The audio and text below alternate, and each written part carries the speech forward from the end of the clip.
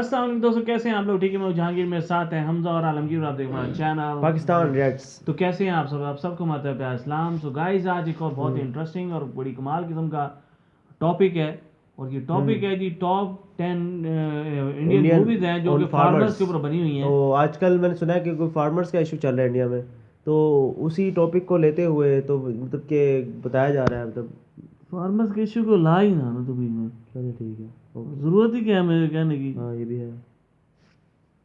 ठीक है, 1 2 3 let's start. तो बहुत ही जबरदस्त किस्म का ये टॉपिक है जी, टॉप 10 इंडियन फार्मर्स के ऊपर जो मतलब ये फार्मर टाइप्स की कोई मूवीज हैं जो मतलब जो काश्तकार हम कहते हैं। मेरे ख्याल में इसमें लगान भी होगी, लगान। और मेरे ख्याल में इस पर माँ वाली मूवी भी होगी जिसमें मतलब माँ अपने मतलब इंडिया की फेमस मूवी है एक। उनकी बहरहाल असल स्ट्रगल भी दिखाएंगे, हर चीज़ बताएंगे। नहीं मैं जो आपको बता रहा हूँ कि एक माँ वाली मूवी है इंडियन, बहुत फेमस है, बहुत ज़्यादा।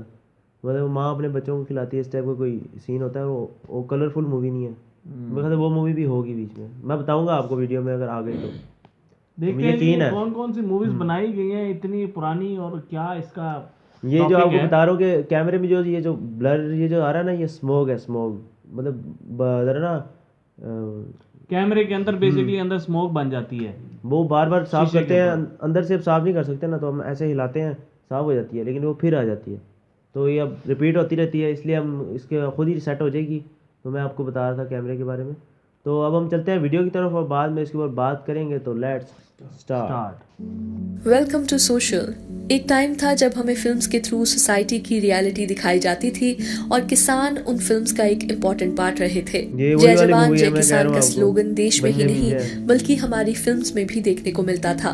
इन सभी के बीच अगर आप नोटिस करें तो हमारी फिल्म्स में भी हम किसान और एग्रीकल्चर से जुड़े नैरेटिव्स दिखाना बंद कर चुके हैं। जहां लगान के अलावा शायद ही किसी को आज किसानों से जुड़ी फिल्म्स के बारे में पता होगा।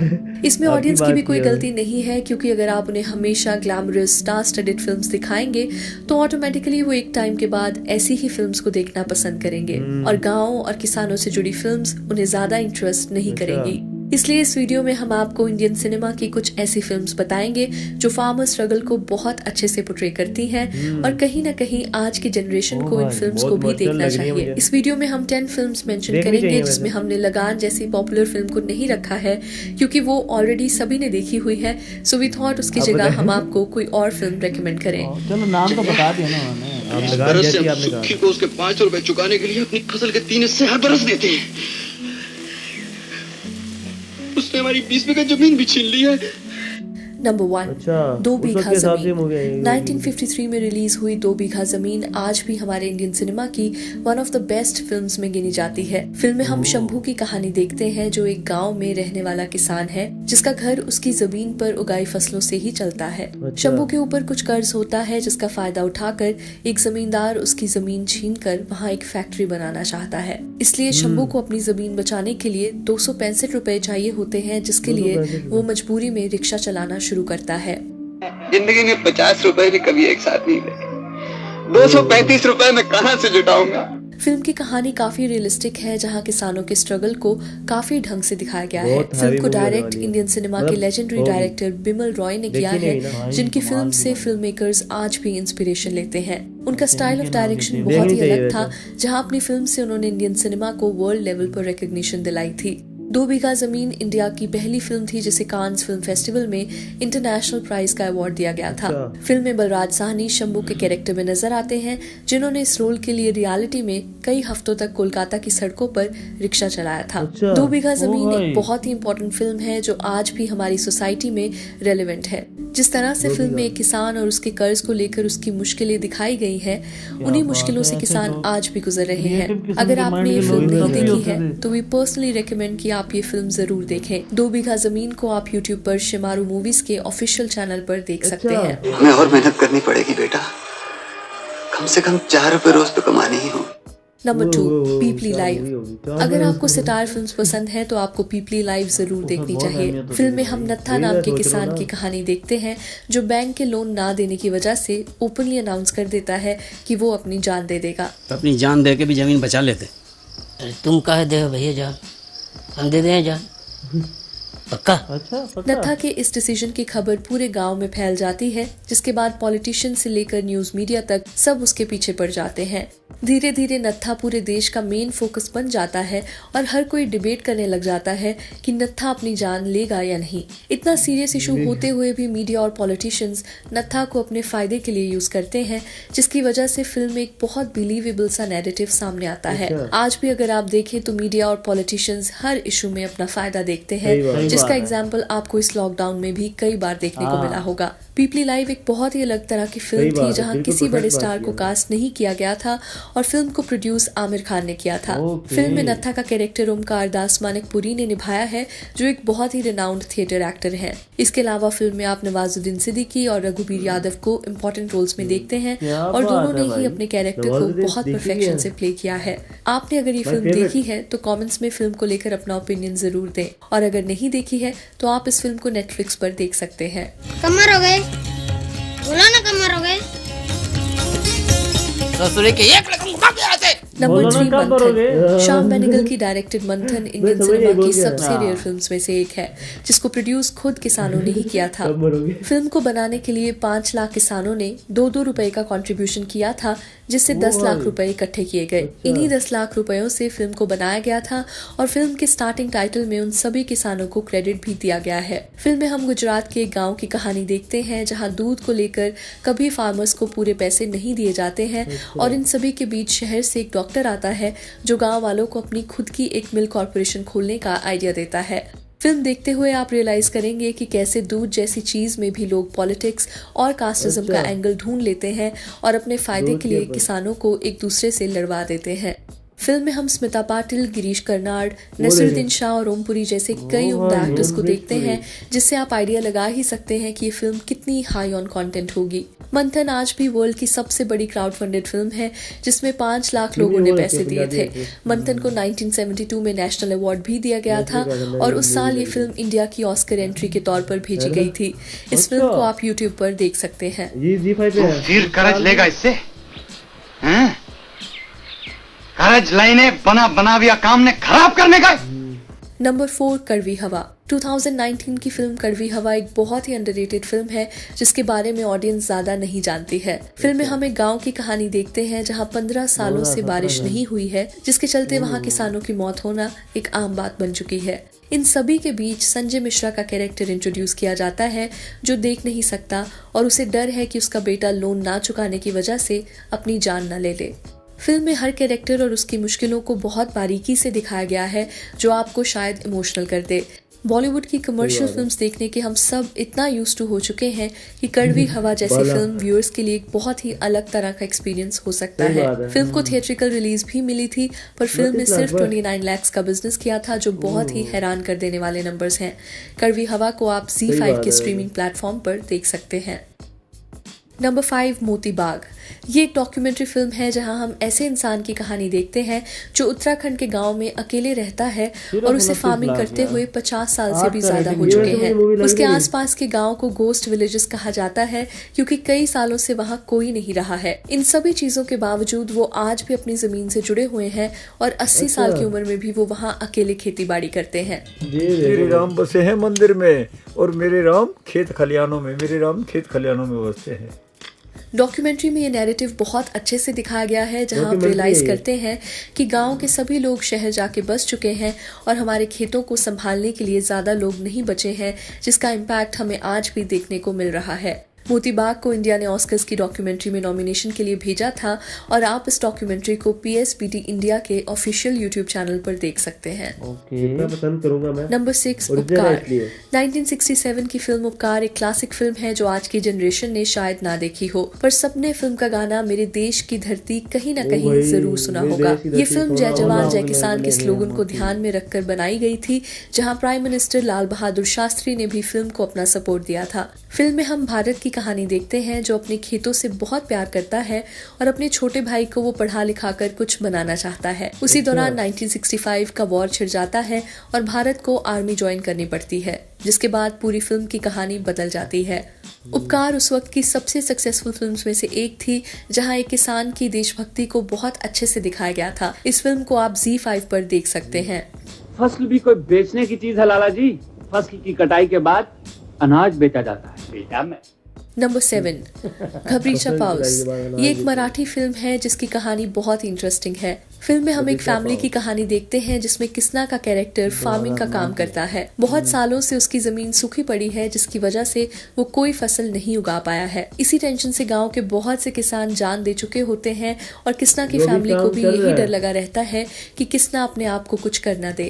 किसना की फैमिली उसको हमेशा खुश रखने की कोशिश करती है और कभी भी उसे अकेला नहीं छोड़ती है। ये सभी सीन्स फिल्म में एक ह्यूमर का एलिमेंट ऐड करते हैं। किसना का कैरेक्टर गिरीश कुलकर्णी ने निभाया है, जिन्हें आप सब ने सीक्रेट गेम्स में जरूर नोटिस किया होगा। इस फिल्म को आप डिज्नी प्लस हॉटस्टार पर देख सकते हैं। त्याला बी घेऊन जा सोबत. त्याचं काय खाचं काम आहे माहिती? बिस्कुट दूध काय हा? त्याला बी समजलं पाहिजे मयत कशी असते ते. काऊन? Number 8, Mother India. Indian cinema की one of the most iconic films में से एक है मदर इंडिया, जिसे हमेशा याद रखा जाना चाहिए। फिल्म में हम एक मदर की कहानी देखते हैं जिसके हस्बैंड के गुजर जाने के बाद वो अकेले अपने बच्चों को खेती बाड़ी कर पालती है और गांव के लोग उसकी सिचुएशन का फायदा उठाने की कोशिश करते हैं। मदर इंडिया उस वक्त की सबसे थॉट प्रोवोकिंग फिल्म्स में से एक थी जहां पेट्रियटिज्म और फेमिनिज्म को बहुत रियलिस्टिक वे में दिखाया गया था। संसार का भार उठा लोगे देवी, ममता का बोझ न उठाया जाएगा। माँ बनकर देखो, तुम्हारे पांव भी टकमका जाएंगे। फिल्म में नरगिस ने लीड कैरेक्टर प्ले किया था और हमारे ओपिनियन में ये कैरेक्टर आज तक के सबसे पावरफुल फीमेल कैरेक्टर्स में से एक है। मदर इंडिया ऑस्कर्स में गई पहली इंडियन फिल्म थी जिसे नॉमिनेशन के लिए सिलेक्ट किया गया था और माना जाता है कि फॉरेन ऑडियंस को फिल्म उतनी रिलेटेबल नहीं लगी क्योंकि 1950s में उनकी फिल्म्स में फीमेल कैरेक्टर्स को स्ट्रांगली नहीं दिखाया जाता था।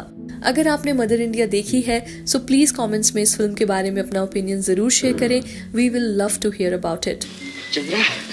20 बरस से हम सूखी फूस के 5 रुपए चुकाने के लिए अपनी फसल के 3 से बरस देते हैं। उसका कर्जा अब तक हम पर खड़ा है। नंबर 9, मेर्क थोदार्ची मलाई। अपॉलॉजीज अगर इस फिल्म का नाम ठीक से प्रोनाउंस ना किया हो, पर ये तमिल फिल्म आपको अपनी वॉच लिस्ट में जरूर रखनी चाहिए। जितनी भी फिल्म्स हमने मेंशन की हैं उन सभी में से सबसे अलग स्टोरी इसी फिल्म की है। फिल्म में हम एक मजदूर रंगू की कहानी देखते हैं जिसका काम एक जगह से दूसरी तक सामान उठाना होता है। रंगू कई सालों से खुद की जमीन खरीदकर वहां फार्मिंग करना चाहता है पर गांव के जमींदार लोग उसे कभी ऐसा नहीं करने देते। आपने रियलिटी में भी देखा होगा कि एक मजदूर पूरा दिन किसी जमींदार के खेत पे काम करता है और अपनी लाइफ में खुद के लिए कभी वो एक घर भी नहीं बना पाता है। ऐसी स्टोरी आपको फिल्म्स में मुश्किल से ही देखने को मिलती है जहां किसी मजदूर के नैरेटिव पे पूरी फिल्म की कहानी दिखाई गई हो। इस फिल्म को विजय सेतुपति ने प्रोड्यूस किया है तो आप आइडिया लगा ही सकते हैं कि वो किसी भी ऐसी वैसी फिल्म को प्रोड्यूस तो नहीं करेंगे। फिल्म को आप नेटफ्लिक्स पर देख सकते हैं। Number 10, Nero's guests. Nero's guests एक डॉक्यूमेंट्री फिल्म है जिसे 2009 में रिलीज किया गया था। ये डॉक्यूमेंट्री काफी हार्ड हिटिंग है जहां फार्मर्स के फाइनेंशियल क्राइसिस को बहुत ढंग से प्रेजेंट किया गया है। इस डॉक्यूमेंट्री में आप पी साईनाथ को देखते हैं जिन्हें इंडिया के one of the best journalist में गिना जाता है। The fastest growing sector in this country is not IT, it's not software, it's inequality. इस डॉक्यूमेंट्री को देखने के बाद आप रियलाइज करते हैं कि कैसे हमारी कंट्री के किसानों की आवाज हमेशा दबाई गई है और ऐसे क्या रीजंस होते हैं जिसकी वजह से वो खुदकुशी करने पर मजबूर हो जाते हैं। एज अ व्यूअर आपकी चाहे कैसी भी आइडियोलॉजी हो पर आपको एक बार ये डॉक्यूमेंट्री जरूर देखनी चाहिए। नीरोज गेस्ट को दीपा भाटिया ने डायरेक्ट किया है जो बॉलीवुड की एक रिनाउंड फिल्म एडिटर हैं। इस डॉक्यूमेंट्री को आप यूट्यूब पर देख सकते हैं। हम किसान हो गए, हमने कौन सा पाप किया, हम पर कोई ख्याल नहीं दे। During this period of spectacular rise in hunger, we exported 20 million tons of food grain when our own people were starving. देखने वाली डॉक्यूमेंट्री लगी है। मैं पर्सनली ये डॉक्यूमेंट्री कम से कम रिकमेंड करूंगा। तो चलिए that's a wrap on this video. आप हमें इंस्टाग्राम, ट्विटर और फेसबुक पर भी फॉलो कर सकते हैं @socialofficial, जहां आपको हर तरह की फिल्म और एंटरटेनमेंट से जुड़ी अपडेट्स मिला करेंगी। ऐसी और भी इंटरेस्टिंग वीडियोस के लिए देखते रहिए सोशल, हर उस चीज के लिए जो आप जानना चाहते हैं। 5 सोशल। इसमें जो है ना मुझे 2 मूवीज मुझे लगा ऐसा लगा जैसे एक दूसरे को जो है ना देख के बनाई गई हो, बिल्कुल एक ही यानी कि मूवी का। नहीं मेरे ख्याल से शायद मिलती जुलती और टॉपिक अलग हो। नहीं आप क्या तकरीबन सेम ही टॉपिक था, थोड़ा सा फर्क था कौन सी वाली? ठीक है, एक तो जिसमें वो दिखाया नहीं बाबा जो मजाहिया सा है, जो नबीना वो होता है उसमें, क्या नाम उसका, वो पता लग गया ना तुझे? तो उनकी जो मूवी दिखाई है वो इसलिए वो जो वो वाली मूवी बनाई थी दम लगा के ईशा में, जो पापा होते हैं वो ही just chill bro, just chill, समझ आ गया उन्हें? समझ आ गया ना, मैं उनकी बात कर रहा हूँ। वो इसलिए परेशान होते हैं क्योंकि 15 साल से जो है ना कुछ भी अनाज नहीं उग रहा, ज़मीन पे बारिश नहीं हो रही, तो उनका बेटा कहीं खुदकुशी ना कर ले, ठीक है। तो इसी तरह की सिचुएशन जो है ना same to same Marathi movie थी, कौन सी मूवी थी जो 7वें नंबर पे आई थी मेरे ख्याल में, उसका भी यही था कि वो जो है ना पहले कौन सी आई है, रीमेक कौन सा हो सकता है, ये भी सोचे ना जरा। रीमेक टाइप का अगर सीन होगा, अक्सर तमिल मूवी का रीमेक होती है बॉलीवुड। ये तो मेरे ख्याल में थी 2017 की थी तमिल वाली, नहीं दूसरी, ठीक है, तमिल वाली 2016 की थी यार, वो होगी शायद, ये थी 2017 की। उसमें जो था उसमें ये दिखाया गया है कि जो है ना यही सूरत हाल है, बारिश नहीं हो रही और अनाज नहीं उग रहा, ठीक है। तो उसकी जो बीवी या घर वाले जो हैं अपने शोहर को जो है अकेला नहीं छोड़ते, कहीं वो खुद को कुछ कर ना ले, ठीक है। तो एक ही टॉपिक तकरीबन 2 मुझे मिलता जुलता नजर आया है, ठीक है। बाकी तो सारी अपनी अपनी जगह पे बड़ी कमाल की थी। मदर इंडिया वाली तो कमाल ही थी, वो तो यार देखनी चाहिए एक बार जरूर, सही बात है, ठीक है। और इंटरेस्टिंग भी वैसे देखना चाहिए मेरे ख्याल में, इंटरेस्टिंग ये सारी मतलब कि बेसिकली फार्मर्स पे दिखाया जाता है, जो हमारे फार्मर्स तो हैं ही हैं, लेकिन साथ मैसेजेस बहुत अच्छे हैं। हाँ, मैसेज जो है इस तरह की बहुत सी मूवीज होती हैं और भी जो कि बनाई जाती हैं, लेकिन क्योंकि स्टार कास्ट नहीं होती तो लोग खुद अंदाजा लगा ले उस मूवी की जो IMDb पे जो है 8 की रेटिंग है और उसको सिनेमा में सिर्फ 29 लाख रुपए की कमाई की है उसने, तो बंदा हैरान होता है इतना वीडियो देख कर, खुद अंदाजा करो। अच्छा मैं बताता हूँ कि मैंने IMDb पर अकाउंट बनाया एक मूवी को रेटिंग देने के लिए। सोचें इस साल की कौन सी ऐसी मूवी हो सकती है, इंडियन बॉलीवुड नहीं, इंडियन वेब सीरीज थी, एक वेब सीरीज थी इंडियन, उसको रेटिंग देने के लिए मैंने अपना अकाउंट बनाया और वो है स्कैम 1992 मेरा IMDb पर वो। अच्छा, मजे की बात ये वो बंदा है जिसने देखी नहीं है, रेटिंग दे दी उसको 5 स्टार दे दिए, 10 स्टार पूरे दे दिए, क्योंकि मुझे टाइम नहीं मिल रहा देखने का, लेकिन मैंने तारीफ इतनी सुनी है, मैंने कहा 10 में से 10 भाई ने देखी थी, मैंने तारीफ वहाँ से सुनी, लोगों से सुनी। मुझे जब टाइम मिलेगा मैंने पूरी देखनी है, मसला ये है मैं स्किप करके देखना नहीं चाहता, असल बात ये है। सो गाइस, ये था आज का वीडियो। आपको हमारा रिएक्शन कैसा लगा हमें जरूर बताना। जाने से पहले आपसे कहें हमारे चैनल को सब्सक्राइब करें, लाइक करें, कमेंट करें। Keep watching Pakistan reacts.